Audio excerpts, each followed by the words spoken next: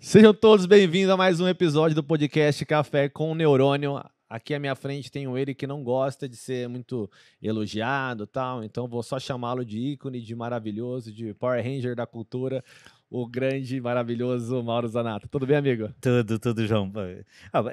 No fundo, a gente gosta dos elogios. O problema é quando a gente se autoelogia, né? Eu acho que eu tenho as minhas pedradas, né? Belo jogo de palavras, menino. Mas é o que você estava falando, né? Às vezes a pessoa faz uma propaganda dela mesma e fica engraçado, né? Eu não Curso com tenho. o grande Mauro Zanata. Não. Aí você vai olhar na página do Mauro Zanata, espaço Mauro Zanata. Ligue para o Mauro Zanata embaixo para saber mais sobre esse incrível curso. Meu amigo, antes de estar no roteiro tudo, não que tenha algumas, a gente fez uma pautinha aqui, mas eu lembrei agora que você fez o Deserto Particular. Como que foi trabalhar nesse filme? Rapaz, tu sabe que a princípio foi um prazer ser convidado, passar no teste e fazer, mas eu estava numa fase tão dolorida da minha vida que eu tive uma dificuldade muito grande para fazer uma cena única.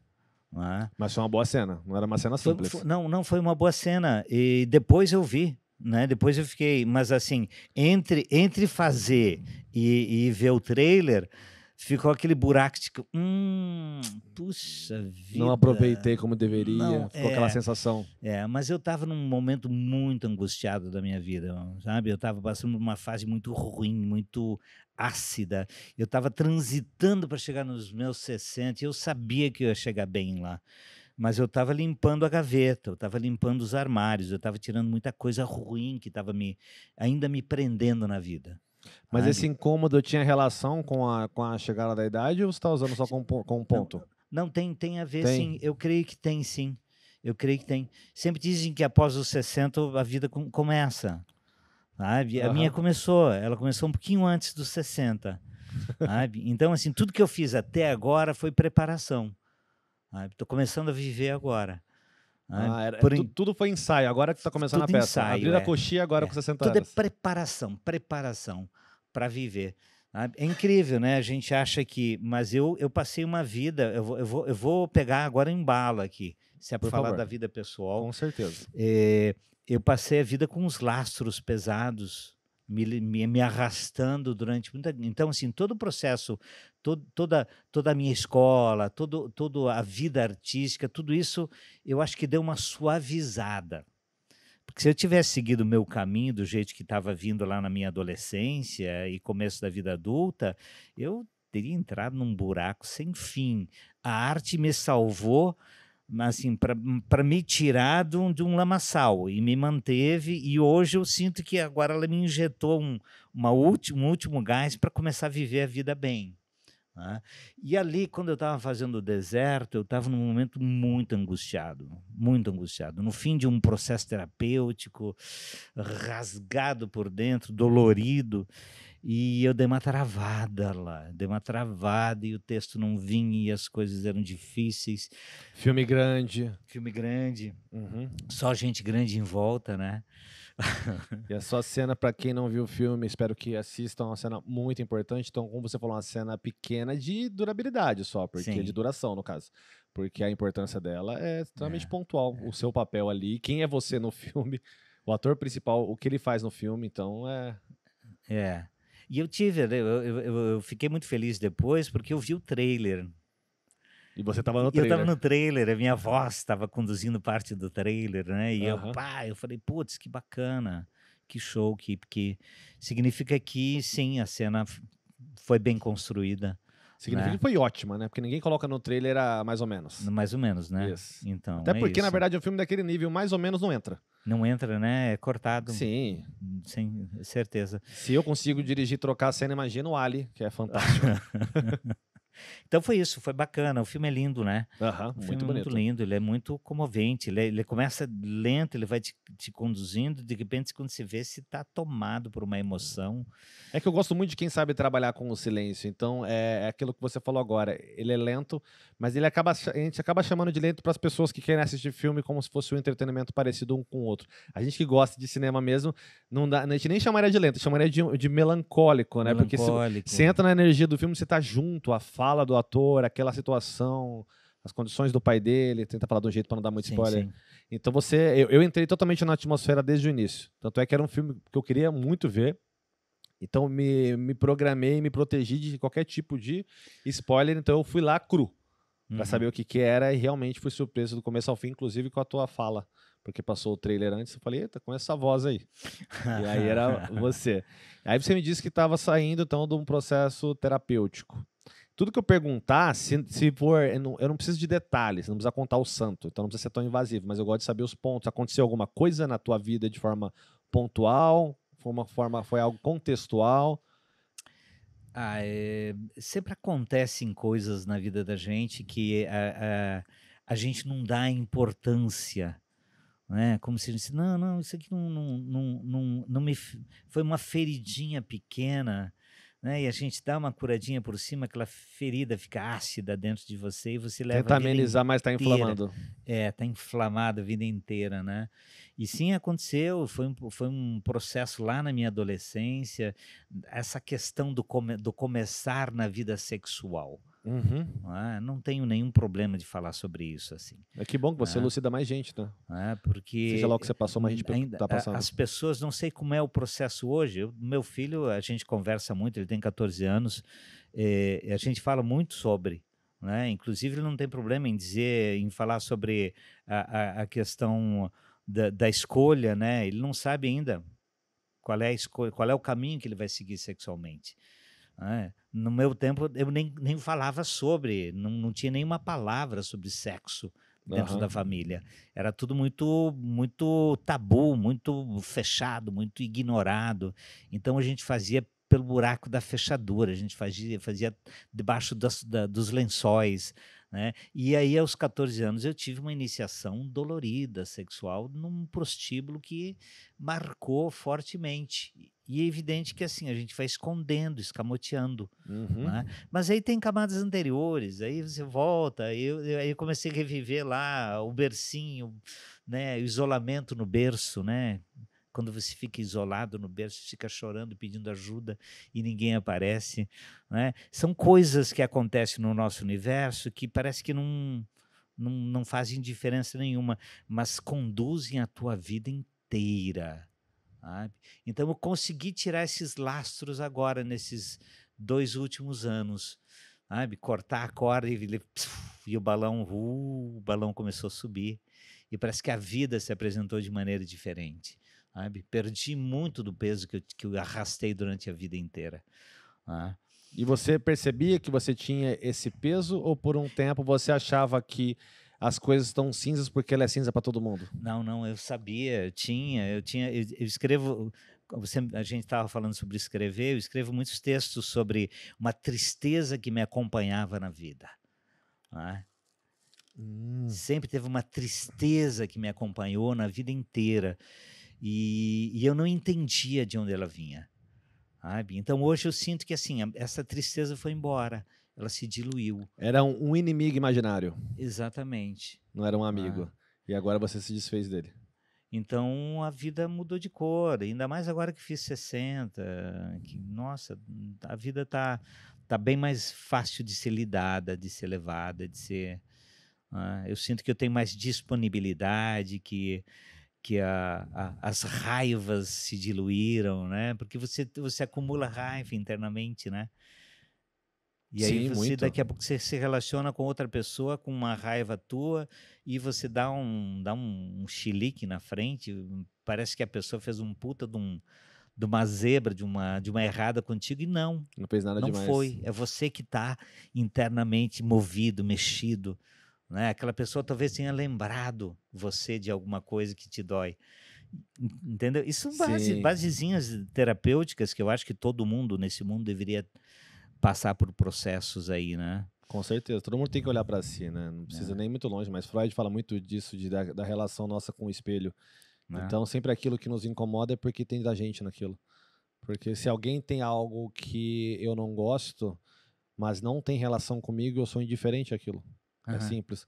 Agora, quando me incomoda aquilo que você faz de errado, é porque é aquilo que eu também ou faço ou gostaria de fazer, porque muitas vezes a pessoa ela tem uma raiva reprimida da liberdade que o outro tem, ela não tem.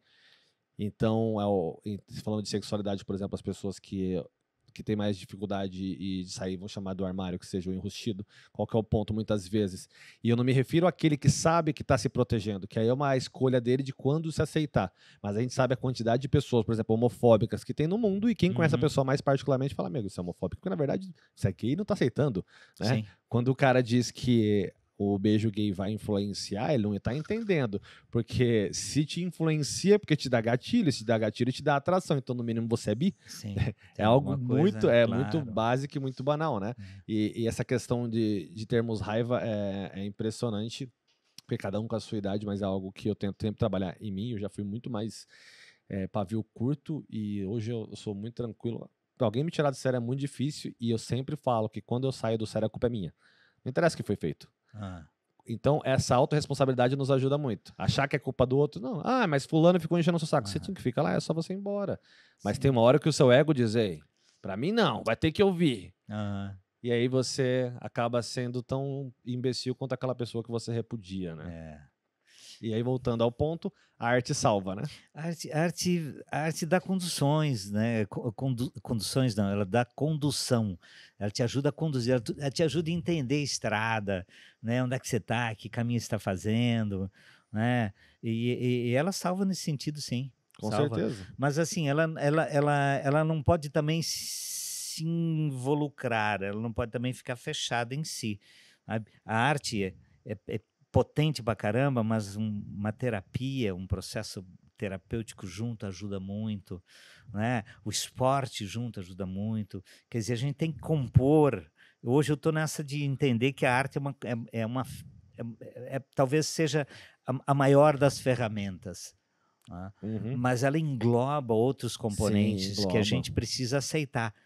Sabe? A psicologia está dentro da arte, né? O esporte está dentro da arte. Enfim, o social, o campo social está dentro da arte, né? Então, as possibilidades que ela te oferece para você mudar de vida, mudar de rumo, restabelecer questões tuas, né? Eu, por exemplo, restabeleci um contato com a minha criança, com o meu adolescente. Sabe? Hoje eu vivo como se eu estivesse vivendo com 16, 15, 16 anos, ou antes, 13, 12, sabe? Com o espírito da bicicleta, de fazer jornada de bicicleta, de jogar futebol, com esse mesmo prazer, com essa mesma intensidade. Né? Não que esteja fazendo aqueles movimentos, mas os movimentos que eu faço hoje, arrumando meu jardim, construindo as coisas no meu espaço, tem essa mesma potência. O que importa é a intensidade, né? O resto é relativo ao tempo, não faz diferença.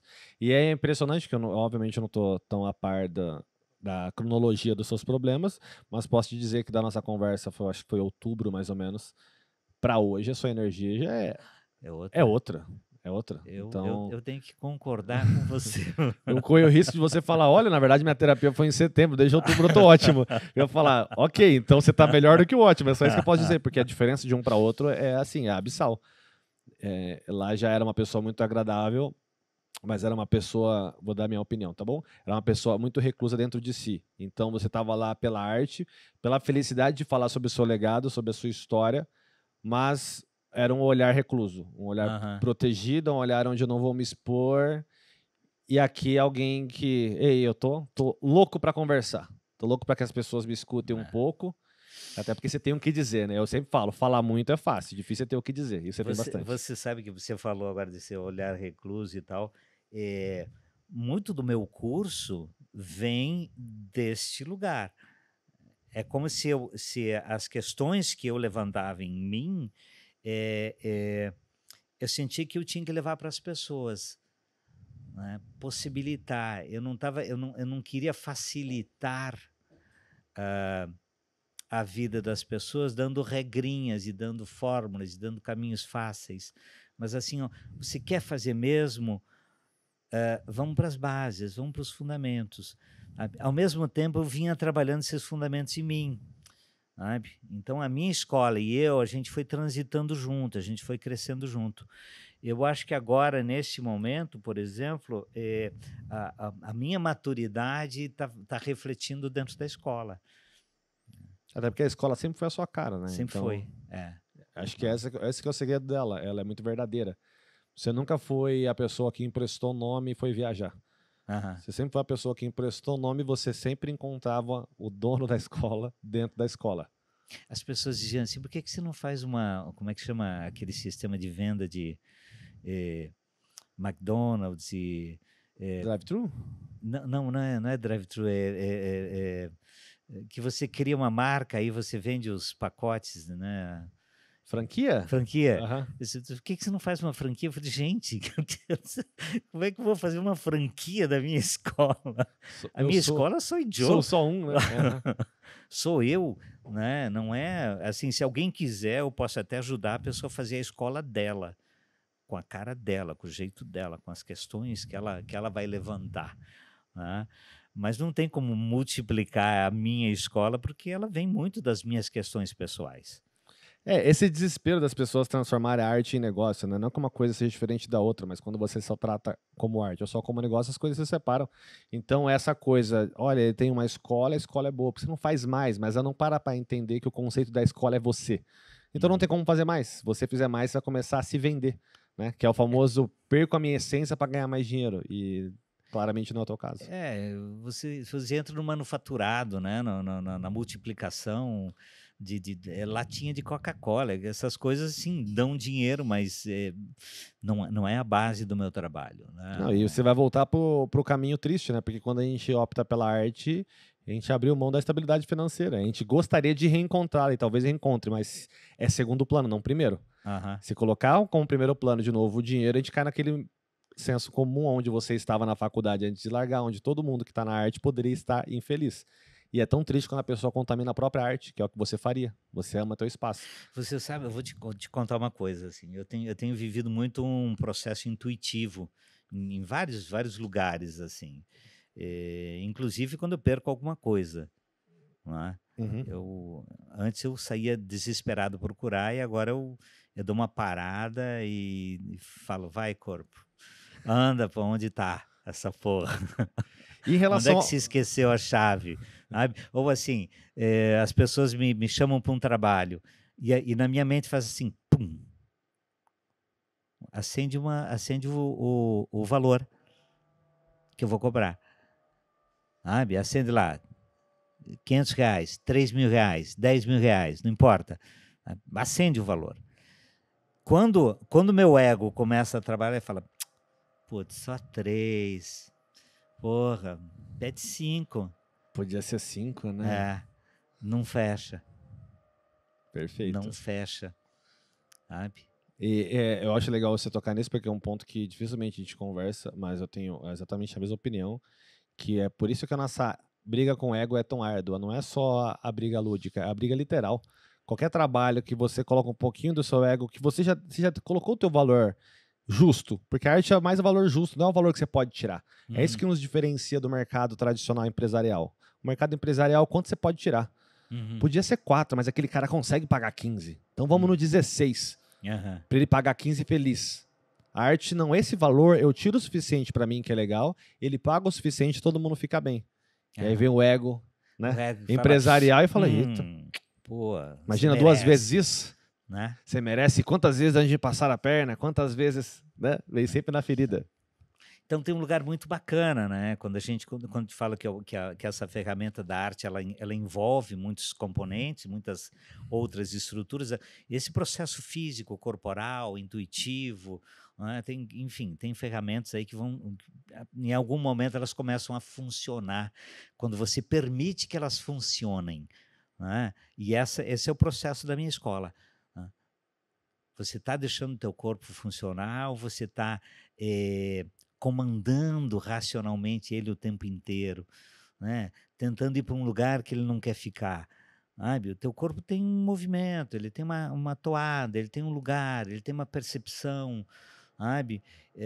Quando a gente fica muito voltado para dentro, a gente vai travando movimentos. Sabe? Então, assim, vai jogar futebol, não dá para ficar pensando nas regras e na tática que você estabeleceu. Sabe? Você tem que estar de olho nos jogadores, nos colegas, lá fora. Você tem que estar fora de você. O teu corpo vai funcionar. Deixa ele que ele sabe o que fazer. Deixa ele se adaptar à mente coletiva, né? Exatamente. No futebol mesmo você tem a sua posição, mas quando você vai jogar você precisa se movimentar para outros lugares. Inclusive tá no lugar contrário à sua posição, dependendo do que tá acontecendo no jogo, né? Ué, por que não, né? Vamos falar um pouco mais do seu curso. Porque eu acho legal você falar dessa questão de arte, porque eu acho que a arte é todo mundo que tenta fazer as coisas da maneira correta. Então a gente estava conversando até um pouquinho sobre o fato de eu estar em outro lugar. Eu estou aqui por uma questão de liberdade. Então, não é uma questão financeira. A questão financeira eu estaria onde eu estava. E eu estava até brincando. Estou aqui fazendo um podcast no lugar onde ninguém está fazendo, que é o YouTube, né? Então, sou o pioneiro.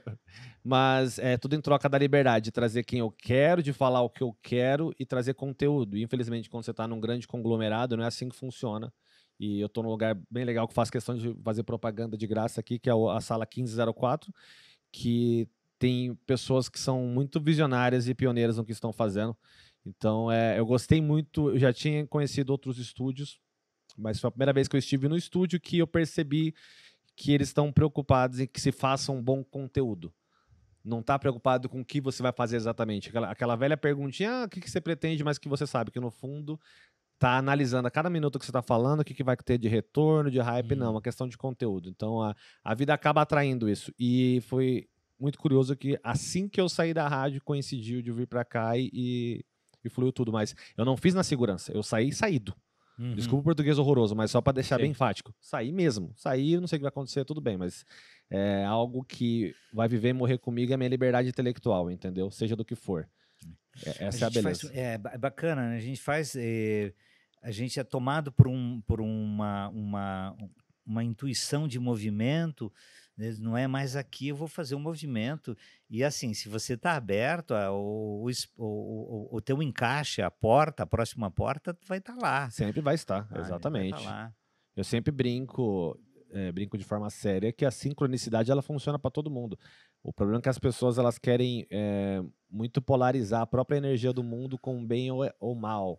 Então, por exemplo, se estamos falando de algo interessante, você se abre para o mundo para algo interessante, vai sincronizar mais pessoas com pensamentos parecidos. Aí poderíamos dizer, a energia boa não, é a energia que você merece, você atrai aquilo que pensa. Porque enquanto estamos falando disso, dessa sincronicidade de um projeto encaixar no outro, você acreditar que você pode ser melhor do que aquilo, tem aqui, a 2 quadras daqui, 2 caras tramando algum assalto e pode ter certeza que daqui a pouco chega um cara do lado dele coincidindo que também está a fim de assaltar e ele tem um carro. E vai conhecer mais um que fala, eu tenho um vizinho que vai viajar e tem dinheiro em casa. Ou seja, o fluxo energético do mundo está para todo mundo. A qualidade da energia que te atrai é quem você é. Sim. Por isso que a lei do karma é para todos. Você atrai aquilo que você pensa, não aquilo que você gostaria. Por isso que o mundo está cheio de pessoas tristes que estão se sentindo injustiçadas. Mas porque você não está sendo injustiçado, amigo, você está recebendo o que você merece. É uma coisa eu falar, eu quero coisas boas, outra coisa é eu ser a coisa boa. Né? Tá todo mundo. Já viu como a conta não bate das pessoas? Olha, eu sou legal demais e só me ferram. Cara, se você fosse legal demais, todo mundo fosse legal demais, o mundo era outro. Todo mundo que a gente conhece tá com essa história. Eu sou legal demais e só me ferram. Não existe isso, meu amigo. Não existe, né? A conta não tá batendo. É a história do. Como é que é? Eu sou um artista à frente do meu tempo. Né? Não existe, né? A gente faz a arte, se você não estiver se comunicando com a sua plateia, com o seu público, é porque você não está fazendo arte, ou você está exercendo sua função. Você está talvez num plano ainda ideal e ele não está chegando nesse lugar onde as pessoas consigam trocar com você a energia da sua arte. Perfeito. E até porque se o que você faz só você entende, não existe diferença entre você e um maluco. Sim. Porque um dos conceitos da insanidade, além de você repetir as mesmas ações esperando resultados diferentes, é você viver um mundo dentro da sua cabeça e achar que todo mundo tá errado. Porque pro louco, tudo que ele tá fazendo faz sentido. Ele pode estar lambendo um pneu, para ele faz sentido. Sim. Então, quando o cidadão sobe num palco, por exemplo, não se comunica com absolutamente ninguém, e ao invés dele falar, eu preciso criar uma ponte para isso, ele decide acreditar que está tão à frente do tempo que só ele entende, ele é só um louco com muito mais autoestima que o louco. Sim. Né? Sim. Em relação aos seus cursos, você disse que teve uma grande mudança. Conta um pouco como que era para o público ter uma base e aí depois ele entender o tamanho da mudança do que você vem fazendo hoje. Porque o seu curso por si só ele sempre foi muito original, então ele já não é mais do mesmo. Então vamos retroceder a uns 6 meses atrás, aí 8 meses, o que a pessoa encontraria no teu espaço? Você sabe que o que eu posso dizer é que o conteúdo é o mesmo. Sim. A forma de lidar com isso é que muda bastante. Ok. Conte como era antes, para depois a gente vir na pancada. Tá. Todo o trabalho que eu faço lá é um trabalho de devolver à pessoa o lugar do jogo. O jogo é uma estrutura que aparentemente ele existe na humanidade, ou pré-humanidade, pré-cultura, ele existe já presente no mundo animal. Tá? Então, assim, hoje a nossa sociedade parou de jogar, por quê? Porque ela racionaliza demais as suas ações. Né? A gente controla demais a nossa vida. Estamos num lugar de controle. Tudo é muito controlado. Né? Eu sou, como a gente estava falando antes, eu mostro uma parte minha. Né?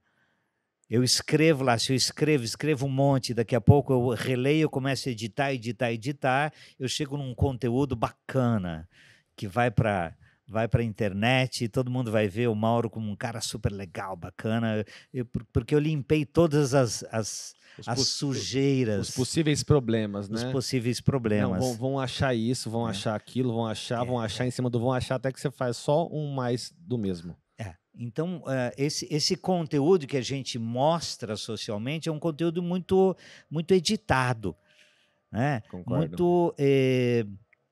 Muito filtrado. Chega a ser até muito triste, né? Porque a pessoa tá louca para se expressar, ela traz algo de dentro dela que já é bonito, e aí ela vai mexendo até se tornar algo comum, quando Sim. na verdade todos nós somos singulares, né? Sim, exatamente. Então, como é que a gente faz? O que a gente poderia fazer para com que a gente relaxasse essa edição da nossa vida? Como se a gente aumentasse os buracos da peneira e parasse de peneirar tanto que a gente traz para fora. Não é? Como é que a gente faz isso? A gente faz isso a partir do jogo. A partir do momento em que a gente aprende a jogar. Só joga, no entanto, quem quer jogar. O jogo tem esse lugar específico. Então, assim, a minha escola é um convite para o jogo. Tá? Quem vai para lá, vai para jogar, vai para brincar. Tá? Porque o jogo eu aceito a presença do outro. Tá? E no momento que eu aceito a presença do outro, eu aceito ouvir o outro, eu aceito estar com o outro. Então, eu começo a fazer o quê na minha escola? Trazer o nosso olhar, que está muito internalizado, porque a gente está editando demais, a gente está muito preocupado com a gente, está muito, né, os meus problemas ficam circulando em mim, eu fico neles o tempo inteiro. Trazer esse olhar para fora. Eu trago esse olhar para o outro. Olhe para o outro está lá, está te mandando sinais, está falando com você, está te dizendo coisas bonitas, coisas feias, está te falando, está te trazendo componentes da vida que você não está lendo. Então, aprenda a ler o outro. Enquanto eu vou exercitando esse aprenda a ler o outro, eu estou dando um relaxamento para cada pessoa, para que ela deixe o corpo dela agir. Como se eu dissesse assim, para de olhar, deixa o corpo andar, deixa ele se movimentar, deixa ele dançar, deixa ele falar alto, deixa ele cantar errado, deixa ele viver a vida. Até porque se você pede para a pessoa ser mais natural, automaticamente vai ter o efeito contrário. Né? É a famosa história, o cara tá nervoso, fala calma. Ele sabe que tem que ficar calmo, não é você pedindo, é construindo. Então você traz uma atenção para o próximo, que além de a gente ter a linguagem de empatia que é bonito, se eu foco no outro, naturalmente eu desfoco em mim e fico mais natural. Isso. Que bacana, que bonito. Isso. Eu tiro o foco, na verdade. Enquanto a gente está aí muito na luta do foco, eu falo, não foca em você, foca no outro. O foco está lá. Leia, a pessoa está me mandando uma mensagem, você não está lendo. Você está muito preocupado com você. Então, o que eu posso te dizer é que essa condução abriu demais agora. Está muito mais aberta. Né? Antes eu chamava de comédia, porque eu sempre uso o instrumento da comédia para fazer essa provocação, para trazer as pessoas para o jogo, para a brincadeira, né, onde vai acontecer. E eu trazia componentes da vida, da dor pessoal e da maneira com que brincar com isso, quer dizer, o trágico e o cômico. Hoje o curso acabou virando o ator no jogo tragicômico. Né? É diferente de eu vou construir. Não, eu não estou construindo a comédia. Eu estou aprendendo a lidar com a minha estrutura tragicômica. O que dói? Posso brincar com o que dói? Eu acho que o nome comédia não está mais trazendo a mensagem completa. Não. Porque o importante é o que as pessoas vão entender, não é o que você pensa a respeito, né? E o grande barato tragicômico é interessante. Quando a gente fala assim, você falou antes, seja natural, né? Não existe o pedido. Existe assim, vamos brincar. Entendeu? Vamos brincar. Então, assim, dentro das brincadeiras, eu vou introduzindo o natural. O lugar onde a pessoa começa a se sentir à vontade. Quando ela percebe, ela já está num fluxo muito bacana. Porque a brincadeira levou para ela, levou a este lugar. Entendeu? Não é um processo que eu tenho que passar pela racionalidade. Se eu tiver que focar na racionalidade, se eu tiver que focar no mental, pense isso ou racionalize isso, eu estou voltando para o mesmo lugar que a sociedade está apresentando. Exatamente. E aí você deixa de construir um curso relacionado à liberdade e vira uma doutrinação. Isso. Faça então, o que o Mauro está dizendo que é para fazer. Ao mesmo tempo, o que acontece? O nosso fluxo de pensamento começa a ficar mais leve, você racionaliza com mais rapidez, você não precisa de mais tempo, tanto tempo para responder. Entendeu? Por quê? Porque você já não tem mais medo de errar. Falou errado, de boa. Né? A gente vai exercitando esse caminho. Opa, errei, não tem problema. Continua andando. Lá na frente você vai acertar. Né? É diferente de eu errei, você recolhe, vai para trás, se fecha, e esse núcleo fica mais duro. Riem. Não. Vai errando. Vai caminhando e errando. Né? Então chega uma hora que esse fluxo começa a ficar natural. Você se expõe mais, você brinca mais, você já não tem mais medo de tanto julgamento, você já não se julga mais com tanta inclemência, né? Enfim, essa é a jornada da escola. O que eu posso dizer hoje é que ela deixa de ser uma escola de formação eu não é nem de formação, nunca foi de formação. Eu tirei o nome comédia e entra o jogo tragicômico, sabe? Que eu acho que ele condiz muito mais com a proposição do meu trabalho. Sim, e até porque é impossível a gente desvincular a tragédia do cômico, da comédia, né? Quando eu penso na comédia em si, é impossível, que é rir dos próprios problemas, dos problemas dos outros, mas não rir no sentido de deboche, é rir no sentido, meu amigo, veja esse ponto de vista. Porque tudo na vida é ponto de vista, né? O mundo que para alguém é horrível e para outro é maravilhoso é exatamente o mesmo mundo físico. A questão é por onde você está olhando para esse mundo, né? Sim. E a arte nos qualifica nisso. E eu acho interessante que, por exemplo, teve um momento que você disse que a arte salva, mas a gente precisa de outros elementos. Então, o esporte, a terapia. Não vou falar psicologia, porque a psicologia já está em tudo, está implícito. E eu gosto dessa ideia de sermos seres fragmentados, porque, ao mesmo tempo, existe alguém que é atleta. Então o mundo dele é só o esporte. Então, numa proporção inversamente proporcional à sua, ele vai perceber que precisa de arte. Então a sua vida é a arte, mas cabe um esporte junto? Cabe. E ele vai ser o quê? A vida dele é o esporte, mas ele vai perceber que cabe a arte junto e cabe outras coisas. Exatamente. E sempre com um fator central que é a nossa mente, né? Sim. Mente sã, corpo são, né? Sim. Abrir, né? Abrir, deixá-la fluir, sair um pouco desses blocos, né? A mente vira bloco, ela vira uma repetição de conceitos, né? De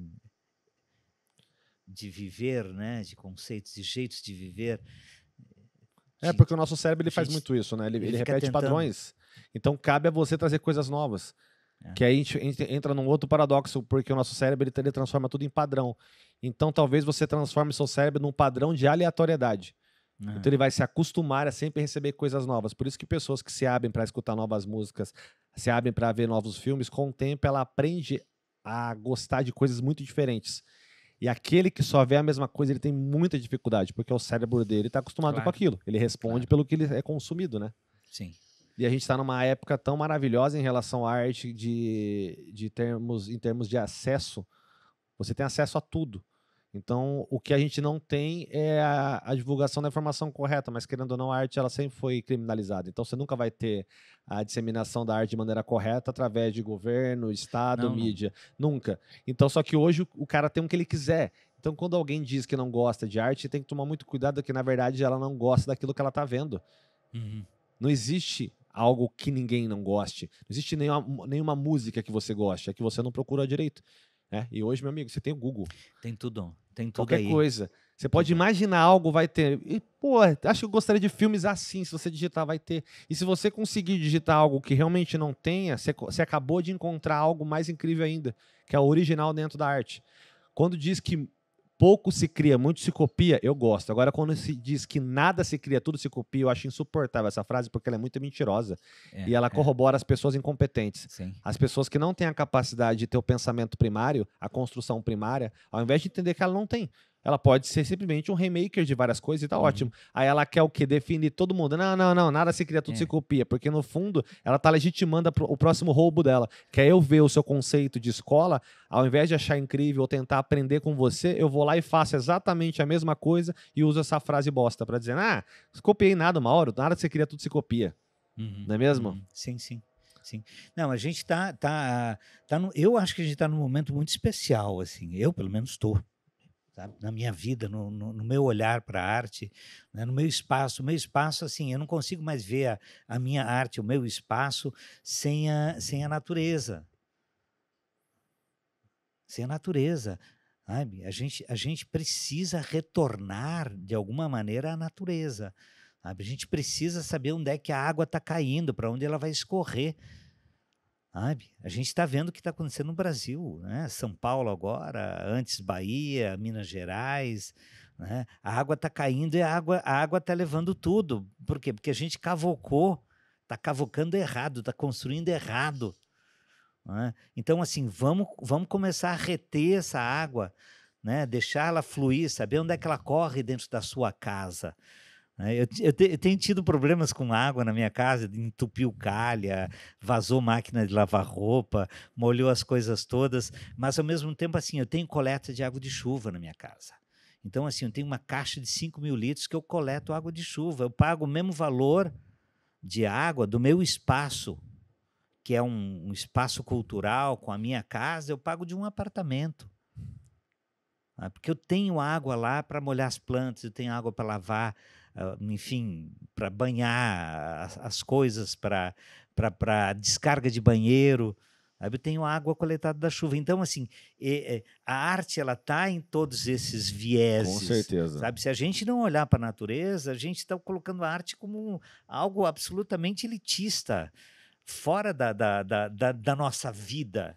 A gente tira a arte da essência e transforma num negócio, né? Só mais um negócio, né? Sim. Porque é o que eu considero dentro do artista. É impossível um artista, em essência, não ter empatia.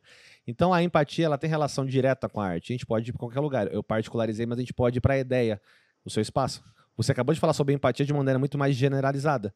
Ou seja, a empatia do espaço com o próprio planeta. Que nesse momento tem quem entenda essa ideia e tá achando bonita. E tem as pessoas tristes que estão falando, meu Deus, quanta besteira. E a gente tá falando do mesmo planeta que ela. É a mesma pessoa que um dia vai estar com sede e não vai ter uma água. Porque ele não tá entendendo o que tá acontecendo no mundo à volta dela. E eu não falo sobre o nosso desperdício, não. Porque quem estuda um pouquinho sabe que a água tá se esvaindo, mas não é pelo nosso desperdício, é pelo agronegócio, mas ninguém vai falar sobre isso. Porque é ele quem manda no mundo, né? O agro é pop? É muito pop, meus amigos. E era uma das coisas que eu não podia falar na rádio. No dia que eu falei sobre isso, entendeu? Mas que isso? Que artista que eu vou ser se eu não posso falar a verdade? Claro. Entende? Claro. E é esse o lugar que a gente está precisando, né? Poder falar à vontade. Né? Não que a gente seja dono, mas assim, essas coisas são muito óbvias. Exatamente. São muito óbvias. A gente não está sendo o portador da verdade. Ninguém está sendo o Datena aqui do mundo invertido. Não, exatamente. Não, está muito claro. A gente está fundando e a gente sabe quem é que está fundando a porra toda, né? Por exemplo, a minha casa ali, o meu espaço, eu não trago terra para dentro do meu espaço. Eu produzo terra ali. Que legal. Sabe? Eu produzo do quê? Da poda das plantas. Eu tenho aquela aquela trepadeira na frente, ali eu tiro quilos de folhas que ficam num canto apodrecendo, e aquilo ajuda na compostagem do meu lixo orgânico, e eu coloco sobre as plantas, então ela retém a água junto com as plantas, e eu tenho um processo contínuo lá dentro. Sabe? Eu não preciso de terra, eu renovo. Se seca a terra nos vasos, eu jogo dentro de um lugar lá, depois eu misturo com essas folhas e vou refazendo ela toda. Sabe? Então, a gente tem como restabelecer. A natureza é muito prodígia. Ela é completa. É o nosso Deus, né? Sim, afinal de contas. Com certeza. Tanto é que a natureza é a única coisa que não acaba. Então, começa o mundo, acaba o mundo, na verdade, o mundo nunca acaba. As coisas chegam num determinado limite que ela simplesmente reseta. Porque nós somos, quando agimos como pequeno, nós somos pequenos, nós somos uma espécie de vírus. Que ela chega um momento que ela fala, gente, eu preciso passar um antivírus com licença, aí vem através de dilúvio, e, enfim, se a gente for analisar quantas vezes o mundo acabou de maneiras diferentes, entendeu? A próxima vai ser em fogo, e assim vai, e o mundo que continua. Mas o problema é esse, as pessoas elas estão olhando só para o seu umbigo e, infelizmente, de maneira lúdica, que se fosse literal, ela olharia para o umbigo dela, que é um lugar muito sagrado, cuidaria do corpo dela. E se ela cuidar do corpo dela, ela vai cuidando do mundo. Mesmo que ela comece o ponto de vista dentro dela, vai terminar fora. Mas o problema do mundo é que a gente fala que está olhando para o umbigo, mas na verdade está olhando para nada. As pessoas não estão olhando para nada, elas não aprendem sobre nada, mas elas debocham sobre tudo. Sim. A gente está conversando há 5 minutos sobre coisas que para muita gente é insuportável. Que eles estão pensando, eu nunca ouvi tanta besteira. E são coisas óbvias. Né? Nós não estamos falando aqui sobre um baú achado lá no norte do Iraque com verdades que ninguém quer saber, que ninguém pode saber. Meu amigo, um Google você já vai achar. Você só não vai achar na mídia. É só isso. Na mídia tradicional, porque é quem é alimentado e é patrocinado. Em qualquer lugar outro você vai achar. Entendeu? Se digitar aí sobre barões da água, vai descobrir que as principais farmacêuticas, Bayer, Pfizer, todas já compraram commodity de água. E ninguém consegue analisar o quão perigoso é isso. Porque você só pode ter 2 visões de mundo dentro da pessoa desperta. O dormindo não precisa nem falar dele. Tem a pessoa que acha que a indústria farmacêutica ela responde a uma demanda. E tem a pessoa mais desperta que entende que a indústria farmacêutica é a própria demanda. Então, quando ela compra commodity de água, não é porque ela acha que vai acabar. É porque ela está fazendo parte da escassez do que está acontecendo.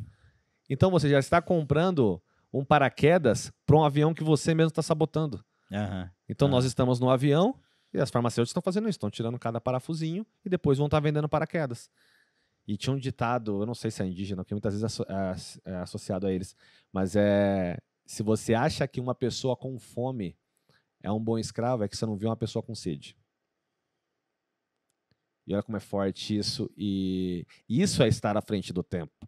É antever o que está acontecendo. Não é questão de burlar o futuro. A gente está vendo para onde estamos indo. Sim. Mas a maioria não consegue. Sim, está muito claro, né? Está muito claro. Aí você vai contaminando os meios estatais em cima de água, no caso, para termos todo esse fervor contra o Estado, né? Não que o Estado seja salvador, mas enfim, aquilo que é nosso devia ajudar. E eles vão entendendo que não tem problema. Vai acontecendo, vai contaminando, falando da água, vai contaminando essa água que a gente tem acesso e vai deixando mais pura a água particular, até você se acostumar a ter que comprar. Sim. E como diria o presidente da Nestlé, ele deixou bem claro que a água devia ser um bem privado.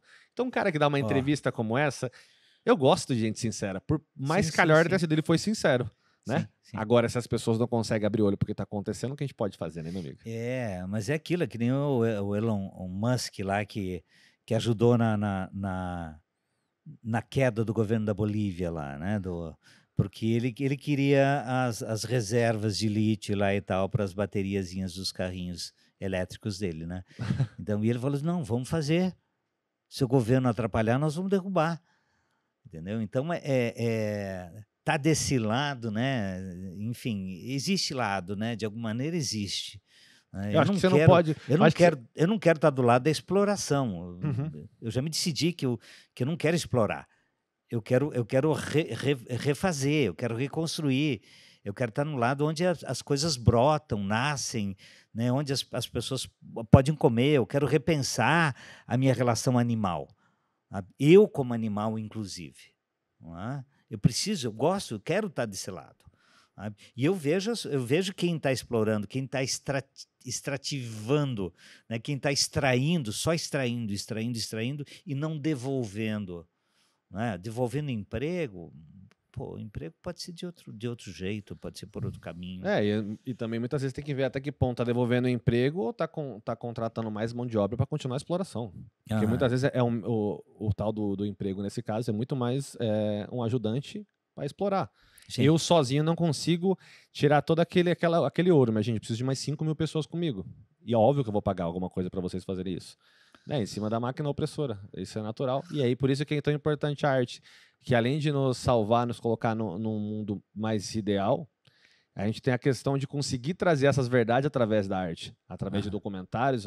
Um documentário que é completíssimo em relação a isso se chama Cowspiracy, que é com o trocadilho de couro de vaca, no caso. Se eu não me engano, foi patrocinado teve um aporte financeiro do Leonardo DiCaprio. E é maravilhoso. De um cara que ele é um questionador. E ele vai em Greenpeace, vai em todas essas grandes organizações que são a prol do mundo. E vai lá conversar sobre as coisas. Quando ele toca no assunto do agronegócio e desperdício de água, ninguém pode falar com ele. Então é muito bonito sair com camisetinha Greenpeace, mas quando você olha as coisas de perto, você descobre que todo mundo está do mesmo lado. Entendeu? Nem o Greenpeace fala sobre isso. Falando, amigo, sobre isso não, tem que desligar. Porque como né? Seaspiracy. Você viu? Não. É a versão do mar desse documentário. Onde eles vão ver a indústria pesqueira, o que é que eles estão fazendo no fundo do mar. Sabe? E assim, todos os selos, por exemplo, todos os selos como é que chama? Peixe free, não sei o quê, papapá. Tá. Então, essas organizações todas elas são todas bancadas pela indústria pesqueira. Sabe? Então é um teatro no sentido ruim. E é uma bandidagem, vamos dizer. Claro que né? Claro que é. É uma bandidagem. E é triste, porque é por isso que a salvação ela é sempre individual. Não adianta de ser utópico. Não vai mudar as coisas porque eles são o próprio sistema. Então cabe a nós despertar aqueles que estão prontos e viver a nossa verdade. Porque o sistema oprime desde sempre. Então a gente vai começar dentro do próprio capitalismo e vai terminar na igreja. Entende? Quando precisava calar uma voz eloquente, queimava em nome de Deus. Então com o tempo você vai vendo que tudo vem do mesmo lugar. A mão invisível do mercado, na verdade, tem um corpo invisível. E esse corpo invisível é o que manda no mundo desde que o mundo é mundo. Só que manda-se no corpo, não manda na sua alma. Exatamente. Por isso que as pessoas de bem, elas estão leves. E as pessoas endinheiradas, eu falo no sentido pejorativo, que todo mundo precisa de dinheiro aqui, elas estão cada vez mais tristes e pesadas. Então elas precisam explorar mais, elas vão ser cada vez mais tristes, cada vez mais ranzinzas com seus funcionários. E é o que eu digo, se o dinheiro fosse de fato o conceito de felicidade, favela era sinônimo de suicídio. E quando você olha para o suicídio, não está acontecendo na favela. Então, o que eu tento deixar para as pessoas de mensagem, no meu ponto de vista, é porque eu não sou ninguém, é o quê? Que o dinheiro seja um meio a alguma coisa. Se ela precisa de alguma coisa, o dinheiro é o meio, beleza. O nosso problema é que a gente está vendo uma sociedade onde o dinheiro é o fim. E quando você tenta usar o dinheiro como fim, o fim é seu. Porque você não tem nada. Não tem como você pegar o dinheiro e usar em uma felicidade sua. Se você acha que a tua felicidade é o carro, não vai adiantar nada quando você estiver andando com o teu carro, porque você vai acelerar, vai andar na rua, todo mundo olha o carro dele, mas você vai voltar para casa sozinho, e vai chorar no banho sozinho, e vai se matar sozinho. E aí a sociedade é tão cega em relação a isso, que aí o cara se mata, ao invés de pensar, caramba, como ele estava vazio, fala assim, nossa, porque ele se matou, ele tinha tudo. Não, amigo, ele não tinha nada. Não tinha nada. Ele não tinha nada, ele só tinha essas coisas que você consegue ver. O tudo é muito maluco, né? Esse tudo, tem... Você sabe que eu volto a insistir na questão do jogo, né? O jogo é difícil de trazer o jogo para a pauta, porque ele está muito marcado pela competitividade, pela competição, enfim. Desde criança, né? De vai sendo marcado. E tal. Mas o jogo é aquele espaçozinho que acontece da brincadeira. Né? A gente fala aqui no Brasil, por exemplo, no português, a gente tem o jogo e a brincadeira como duas palavras separadas, mas no germânico, no inglês, no francês, no espanhol, não existe separação entre essas duas palavras. Jogar e brincar é a mesma coisa. Tá? Quem joga, quem brinca? A criança e os animais. Né? Por que a criança? Porque a criança ainda está no seu estado animal. Então, quando a gente fica adulto, a gente começa a racionalizar e fechar, e bloquear. Bloquear o quê? A presença do outro. Né? Então, assim, o jogo é um processo de abertura. Processo de abertura, quando você começa a olhar o outro e você está disposto a produzir troca. Né? Qual é uma das figuras que não joga? O avarento. O avarento. Aquele que quer tudo para ele, aquele que acumula, aquele que traz. Ele não joga, porque se ele jogar, ele pode perder dentro da concepção dele. Né? Então, ele fecha, ele bloqueia. Né? E a gente está vivendo o quê? Uma sociedade de avarentos. Está todo mundo contendo, segurando, comprando, trazendo minha latinha de coca, esse é meu, é o meu, né? o meu colchão, a minha televisão, o meu carro, o meu AP, sabe? Quem está nesse lugar, né? Quem está nesse lugar de ter um AP, porque assim, quem é que tem AP, né? Quem é que tem AP? Na verdade, a maioria não tem porra nenhuma. Tem um pedaço de terra lá, que a pessoa subiu em cima e montou um barraco. Não olhar para esse lugar para mim é muito triste. A gente não olhar para esse espaço, a gente tem essas pessoas com essa avareza acumulada, né? E saber que isso tudo podia dar uma modificada, podia ajudar a modificar o mundo, né? Saber que a gente produz mais alimento do que a gente consome. Sim.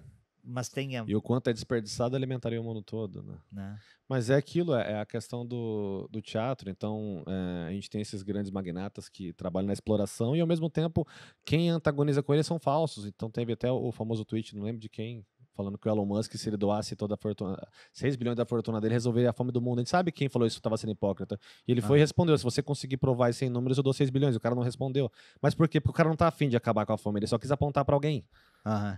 Então, são os dois lados de uma mesma moeda. Até se a gente fosse filosofar mais, falar sobre política, quando foi criado direita e esquerda na Revolução Francesa, foi para acalmar os ânimos. Então, no final das contas, você encontra pessoas boas em determinada posição, mas não existe uma posição boa. Então, me incomoda muito quando alguém tenta me colocar numa posição. Eu falo muito isso no meu livro. Se você me der um fato, eu te dou uma posição. Mas não me peça uma posição independente do fato. Então, se você me diz, sou direita e esquerda, como assim eu sou esquerda o tempo todo? Eu sou direita o tempo todo. Não, meu amigo, porque eu posso te aprontar escrápulas em qualquer um dos lados, porque os lados têm o mesmo ponto. O que a gente tem de diferença é uma ideologia em cima de cada coisa. Então, de um lado, você tem a parte prática na vida, que seria o lado direito, e do outro lado, o lado utópico. E o ideal seria o quê? O equilíbrio das coisas. Porque não adianta a gente falar de coisas fofas quando você realmente precisa trabalhar. Mas a ideia era qualificar isso. Só que a gente tem um sistema adoecido, onde qualquer um de boa intenção e de coração puro não vai sobreviver lá. É muito simples, não entra, não fica. Porque a corrupção começa até com a própria conivência. E se o cara for denunciar tudo que está acontecendo, ele não sobe nenhum degrau. Não vira nem vereador. Você sabe que se você tentar assumir um sindicato de artistas, se você não der uma molhadinha na mão de alguém, alguma coisa, você já não cresce lá dentro. Que vão falar, lá vem um Mauro idealista. Aqui não vai ficar. A gente viu esse caos agora da cena artística mesmo, o quanto teve de dinheiro travado. Nenhum dos artistas receberam dinheiro. O dinheiro ficou para alguém. A gente sabe que fica e sempre ficará. Então, por que eu gosto de explicar essas coisas? Porque eu sou uma pessoa feliz e sou muito satisfeito com o que eu sei. E eu não fico amargurado com essas coisas. Eu acho que o conhecimento é um combustível. Então, eu adoro o fato de saber das coisas e poder falar sobre isso. E adoro mais ainda o fato de não precisar falar sobre isso todo dia. Eu não sou o amargurado da praça que fica, ô governo. Eu quero mais é que se... Agora, se vamos falar disso, beleza, aqui está a informação, mas de resto eu vou criar minha arte, fazer filmes que tragam alguma coisa. Se quiser meu livro, vamos ler, vamos refletir sobre a vida e trazer felicidade e iluminar as pessoas à nossa volta que estão interessadas. Essas que são tristes, que continuem tristes desse jeito, porque é o caminho único, o delas. É sempre uma depressão generalizada e elas querem colocar você como depressivo. Pode ter uma pausa agora sim, um silêncio.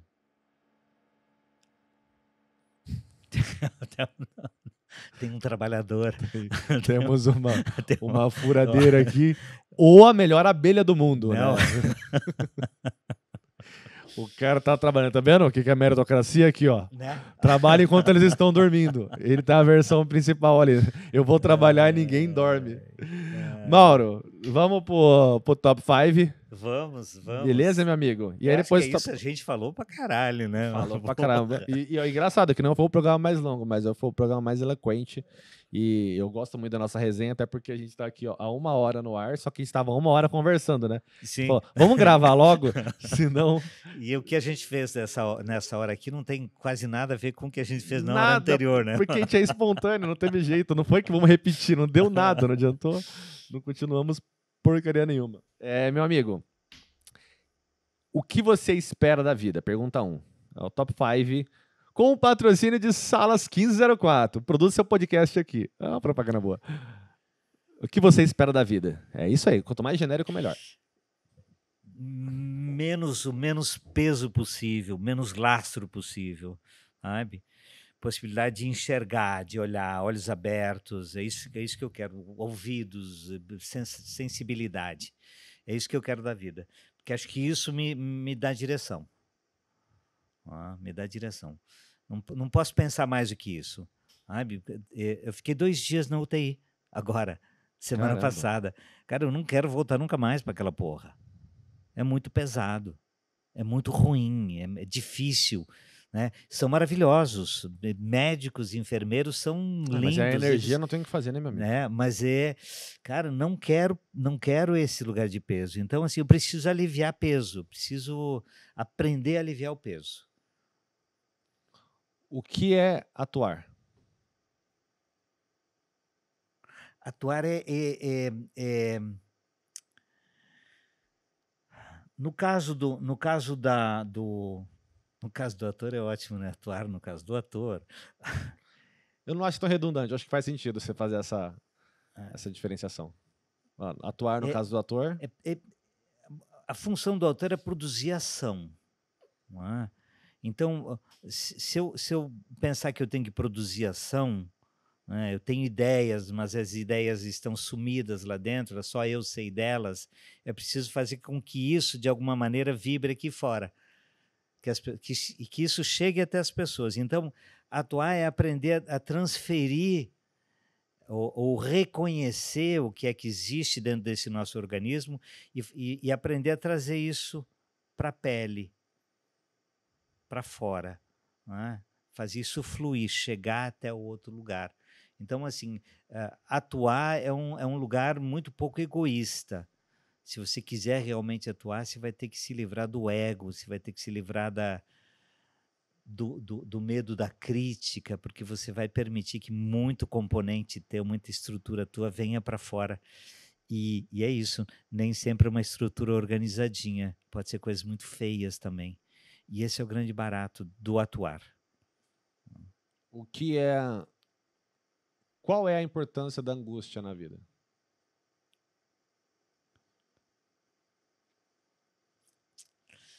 Angústia tem a ver com dor. Inclusive, Angus é uma ponta de espinho, né? Araucária angustifolia. São pontas de espinho, né? Que espeta e dói. Então, angústia é o quê? Angústia é uma dor insuportável. Né? A importância é, mais do que tudo, aprender a reconhecer o que é que está provocando essa angústia, sabe?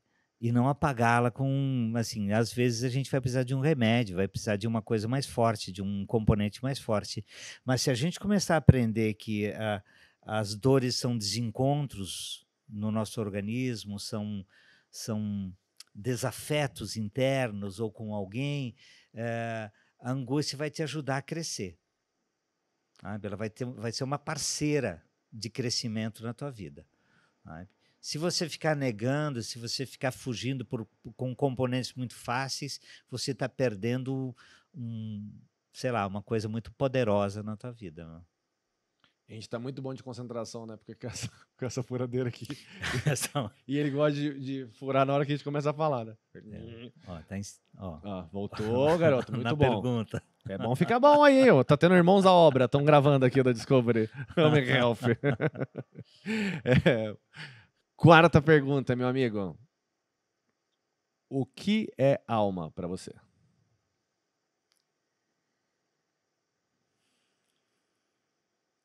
Alma, se a gente fala, por exemplo, da atuação, o grande momento da atuação é quando você está integrado, você está com a tua alma integrada, sabe? Quando você quando o teu organismo está fluindo, né? Você não está interrompendo, você não está bloqueando, o teu animal. Alma, para mim, é quando a gente encontra o nosso estado animal, sabe? Quando o nosso animal está integrado, quando ele está vivo, quando ele está intuindo, né? Ele está percebendo a sua inteligência interna, não está querendo conduzir ninguém, não está querendo controlar ninguém, não está se controlando. Ele é uma fluidez, né? Esse é o nosso animal, essa é a nossa alma. Nossa alma é o nosso animal. Ok, e agora a última é: complete a frase. O espaço, Mauro Zanata, é um lugar?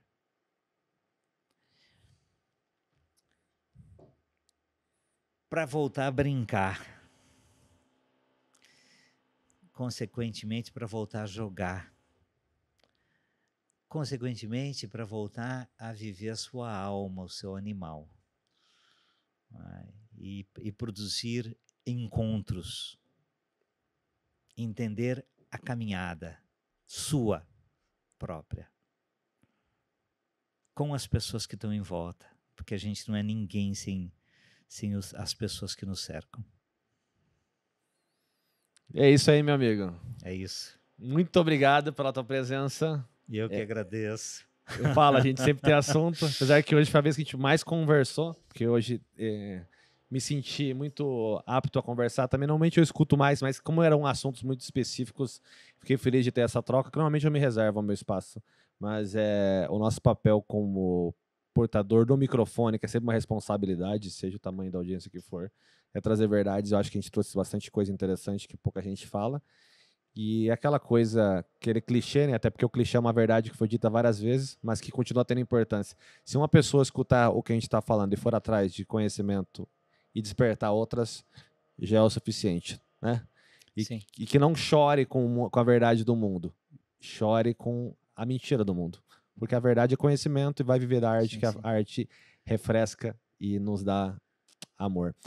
Quero que você deixe seus recados finais, rede social, depois o nosso editor coloca aí no TP. Enfim, meu amigo, agora é seu recado final. Se quiser olhar para a câmera, aquela câmera sua, ou continua olhando para mim com esses olhos azuis. Vou ficar aqui. Vou ficar aqui. Em primeiro lugar, curti muito te escutar, te ouvir. Né? É muito bom isso, né? ter essa circulação, você não ser o único portador, né? das informações, vamos chamar de informações mais do que qualquer outra coisa. Segundo lugar, talvez esse seja o momento da minha vida que eu mais estou vivendo os clichês. Perdi a vergonha, sabe? Os clichês que venham, eles são lindos. Os clichês são ricos pra caramba. Os clichês nos fazem viver a vida de uma maneira muito poética. É muito bom. Né?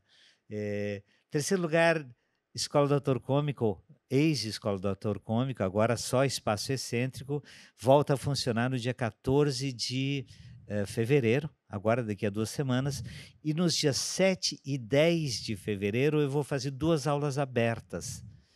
São aulas para 30 pessoas só cada uma, a gente tem que limitar, né? 30 pessoas para cada uma, então as pessoas vão se inscrever, são gratuitas, onde eu vou falar desse conteúdo da escola, do espaço, ainda vem a escola na memória, né?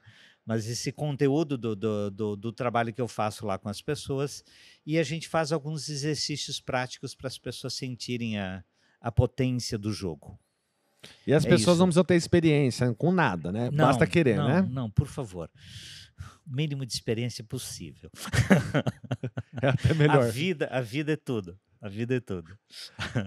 Para poder participar, basta estar vivo, então. Tá vivo. Viu? Usando mais um clichê, basta estar vivo. Basta estar vivo. É a inscrição. É claro que assim, a gente, como a gente fala de tragicômico, a gente pega aí e pensa em pessoas acima de 16, 17, 18 anos, né? Porque tem uma provocação, Então, essas pessoas anteriores, deixa elas se construírem, deixa elas viverem a vida delas. É necessário ter uma maturidade para entender o que está acontecendo e não levar para o campo pessoal. Isso. Né, meu amigo? Isso. Então, obrigado pela última vez por hoje, porque somos pessoas que nos encontraremos muito. Com certeza. Né? Em breve você vai assistir o meu curta, que em breve vai estar no ar, é O Verbo.